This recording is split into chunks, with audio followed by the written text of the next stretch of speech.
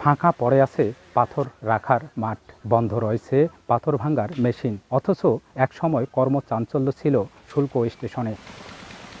নিয়ম বহির্ভূত কর আরোপের অভিযোগে প্রায় 11 মাস ধরে কুড়িগ্রামের রৌমারী শুল্ক স্টেশন দিয়ে পাথর আমদানি বন্ধ রেখেছেন আমদানিকারকরা। ব্যবসায়ীরা জানান, শুল্ক স্টেশনটি নতুন হওয়ায় যোগাযোগ ব্যবস্থা ও অবকাঠামোর উন্নয়ন হয়নি এখনও। এ অবস্থায় প্রতি ট্রাকে 12 মেট্রিক টনের বেশি পাথর আনা সম্ভব না হলেও কাস্টমস প্রতি ট্রাকে শুল্ক নির্ধারণ করে 25 মেট্রিক টনের। এতে আমদানি খরচ বেড়ে যাওয়ায় লোকসান হচ্ছে তাদের।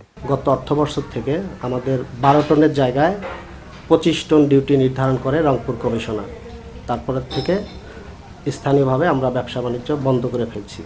12 টন ছাড়া মাল দেবো না, আমাদের যোগাযোগও খারাপ, রাস্তা ভালো নয়। আমাদের 12 টন হলে আমরা ব্যবসাটা করতে পারবো। নভেম্বর মাসের দিকে আমরা এই কমিশনারের কাছে যে আবেদন জানানোর পরে উনি শুল্ক কিছুটা কমাবে চাইছে।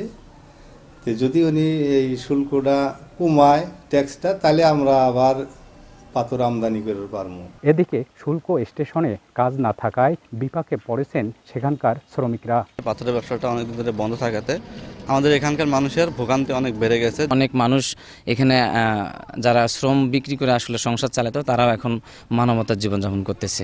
এদিকে সমস্যা সমাধানে উদ্যোগের কথা জানায় উপজেলা প্রশাসন। আমরা চেষ্টা করছি যে সরকারিভাবে এটিকে পুনরায় চালু করার ক্ষেত্রে যেভাবে যে প্রসিডিউর মেনটেন করা সেদিকে যাওয়া এবং রৌমারীতে এই স্থলবন্দর আবার পুনরায় চালু করে মানুষকে এই অনুন্নত একটা উপজেলাকে উন্নয়নের দিকে ধাবিত করার জন্য আমরা চেষ্টা করছি।